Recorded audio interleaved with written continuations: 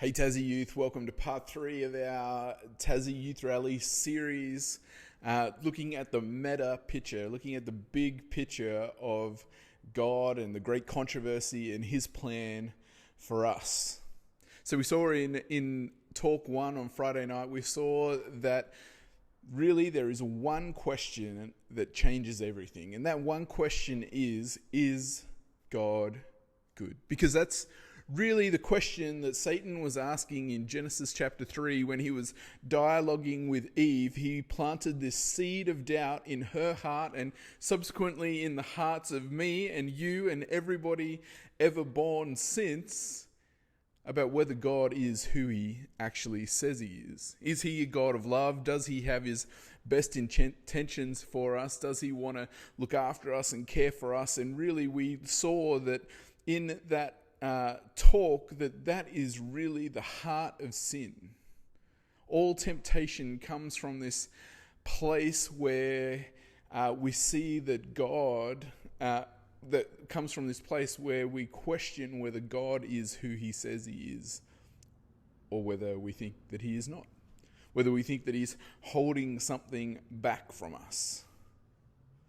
Part 2, we saw that the plan of God, the goal of God is atonement, at-one-ment. It's this reconciliation of God and the world and really even the universe in the grandest scale back to himself, because we saw that in Genesis 1, in the beginning, God walked and talked and lived and was with his people. They had this intimate relationship, but when that seed of doubt entered Eve's heart, when she acted on the temptation, when she saw that the fruit was good, that it looked good, that it was nice to eat, and that it would give her something that she thought she needed or wanted, and she acted on it and she sinned, that intimacy was separated.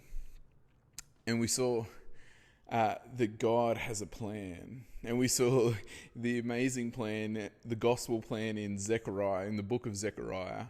And we see it in Zechariah chapter 3. We saw the great controversy picture happening there again. You had Satan the accuser. We had Joshua the high priest, who is us, who represents us and God's people generally. And then we had the Lord of hosts. We had Jesus there as well. And we saw this picture of the great controversy because we saw that Joshua, us, were really helpless in this great controversy. There was nothing that we could do. Joshua says nothing for the entire chapter. It is all Satan and Jesus doing the talking. And Satan accuses us and says, look at him, look at these filthy rags that he has. Look at the sin that is operating in his life. He is not worthy. He is fallen short of your glory, Jesus. Get rid of him. And it's true, because we see that we are standing there before God in this judgment scene in filthy robes, our sin on display. But God doesn't condemn us. He takes away our sin and he gives us his righteousness. And we saw that the really important thing to remember about the gospel is that it's not just the forgiveness of sins. It isn't that God just takes our account to zero. He gives us Jesus' righteousness as well. And that is the good news beyond all good news.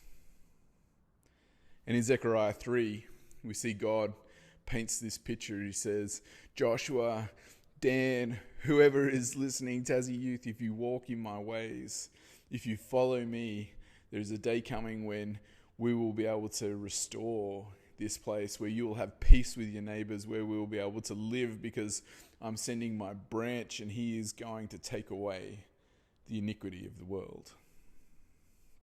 But we saw with the Day of Atonement in our talk this morning that we saw that the problem of sin remains.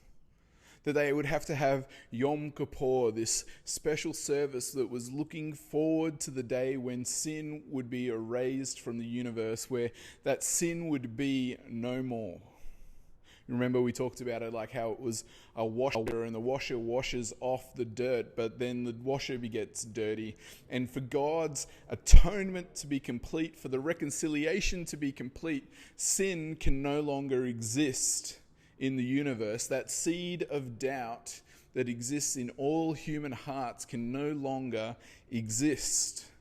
The question that is spoken out into the universe by Satan, is God good, needs to be answered.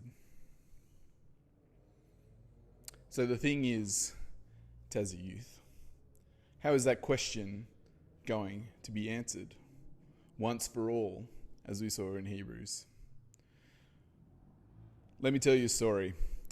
This story starts back in 1965 on the 2nd of June at 2:30 in the morning. Two men walk into a bar in New Jersey and they just start shooting. They start shooting and they unload a magazine each into whoever was standing there, and then they run off. 4 people die in this situation. Driving past not too long later was a guy by the name of Reuben Carter, and Reuben Carter and his cousin were driving past.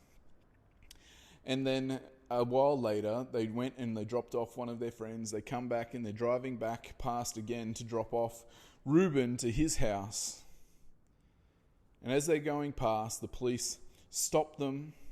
They look inside. They see that these are 2 African American men in a place where 4 white guys had just been shot. This is the 1960s in America, you got to remember. A time where racial tensions were at their peak, where it was palpable. That there were riots going on over race issues regularly.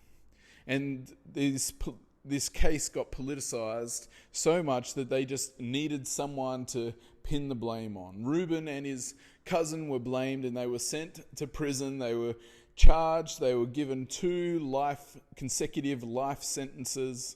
They were spared the death penalty by an all-white jury. Reuben was 29.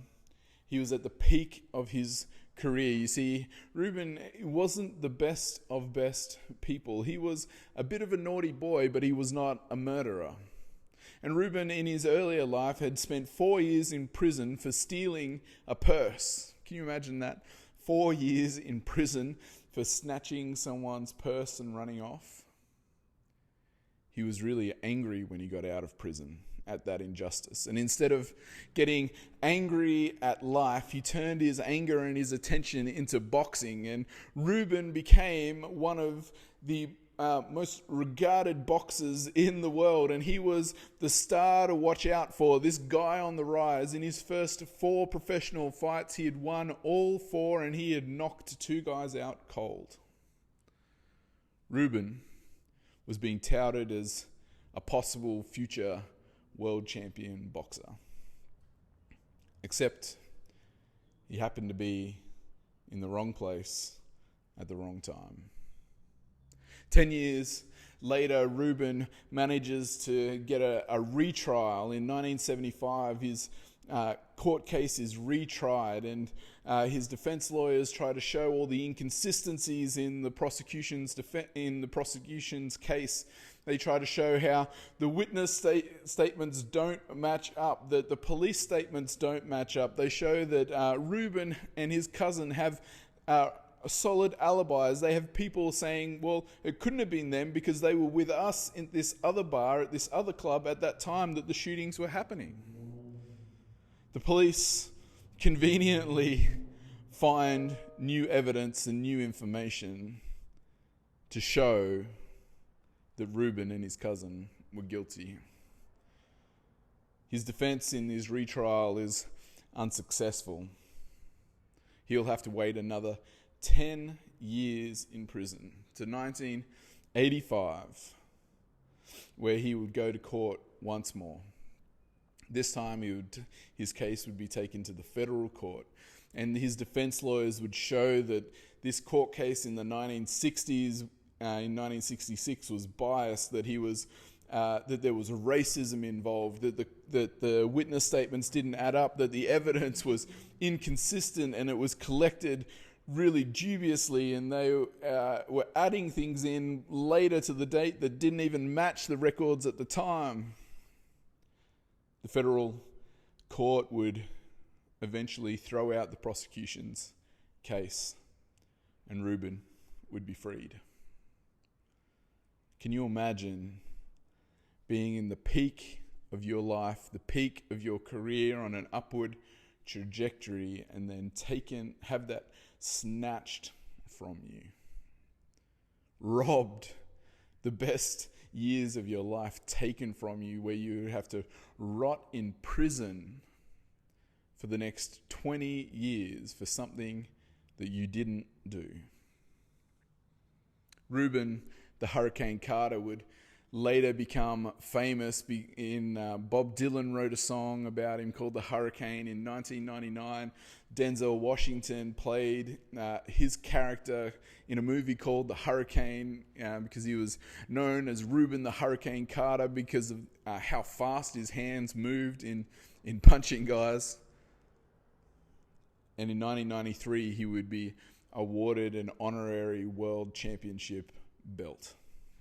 So for Reuben Carter, the question that was asked was he a murderer?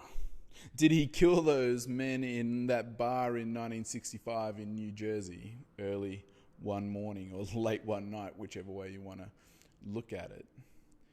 You see, for a question to be answered, there needs to be a trial. There needs to be a time of judgment. There needs to be a discernment that happens. And in the Bible, there is this special time that is given over to God's people for them to decide to answer the question that changes everything.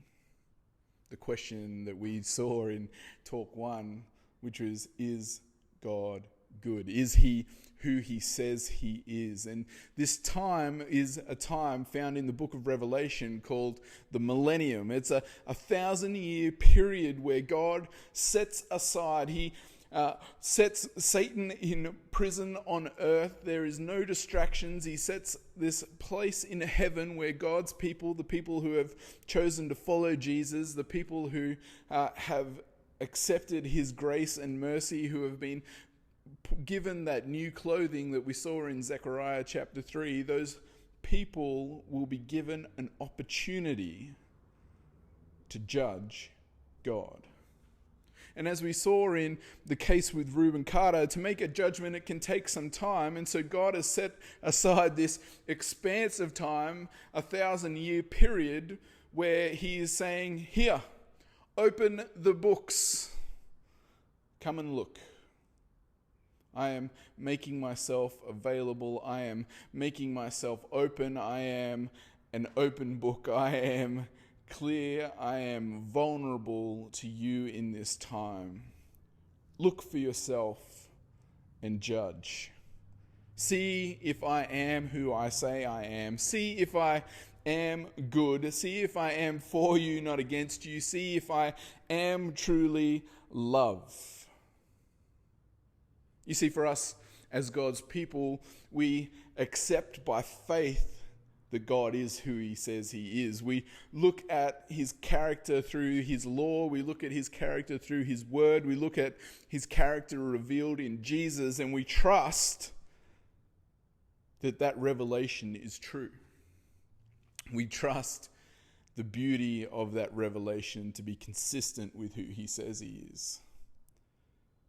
But Satan, the accuser, still exists. Satan, the accuser, still exists, and that question still lingers around. And because that question still lingers around, temptation still lingers around. And because temptation still lingers around, sin still lingers around. And we're still waiting for that day of atonement to be completed, so that, like we saw in Zechariah chapter 3, we can have that peace and harmony and all those other things we know that are coming with the new creation. There it says there will be no more sin or death or suffering or pain, where we will live in harmony, where relationships will exist. There will be marriage and no divorce. There will be birth but not death. There'll be work but not pain.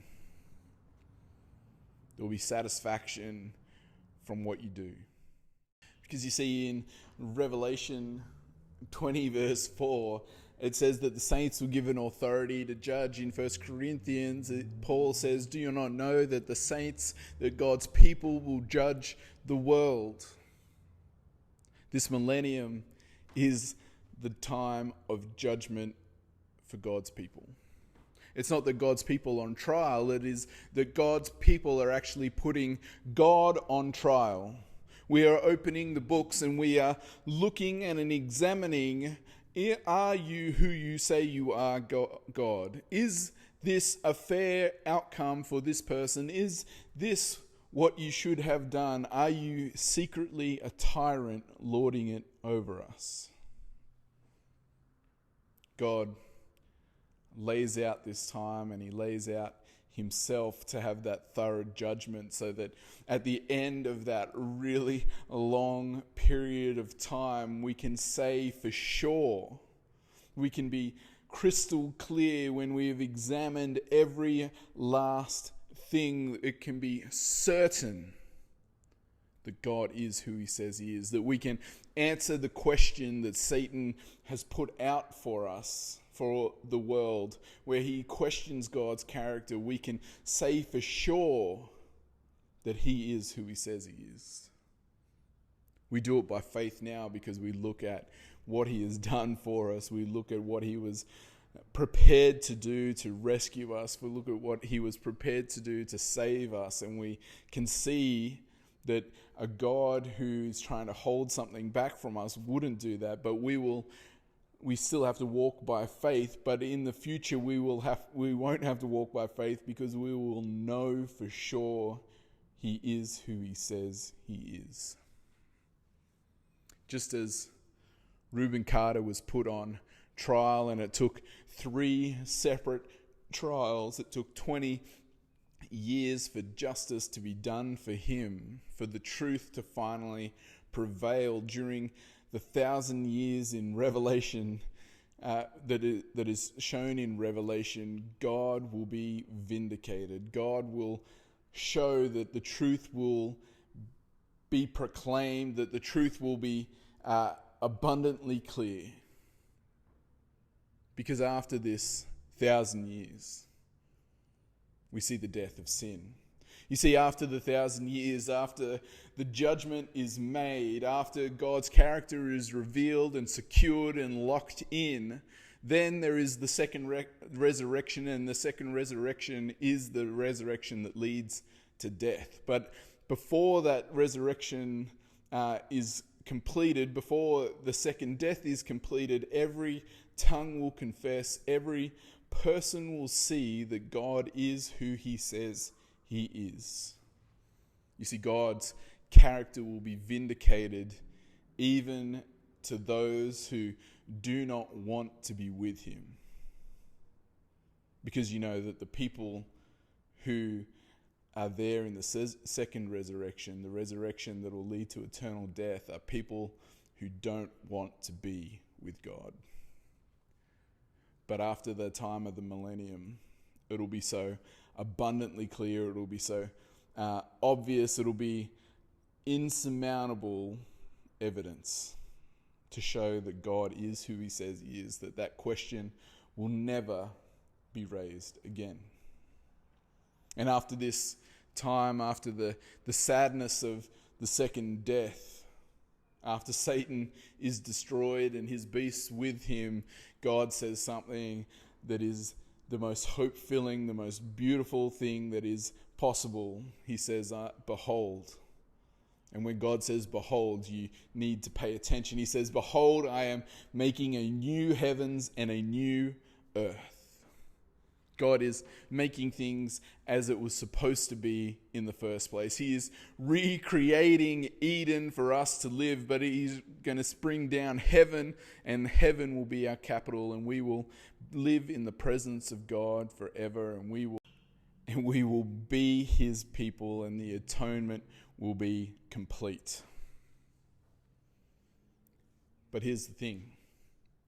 For you and me, we're not in the millennium. We are not past the millennium. We are not in the new heavens. We are not in the new earth. We are Reuben Carter still locked up in prison.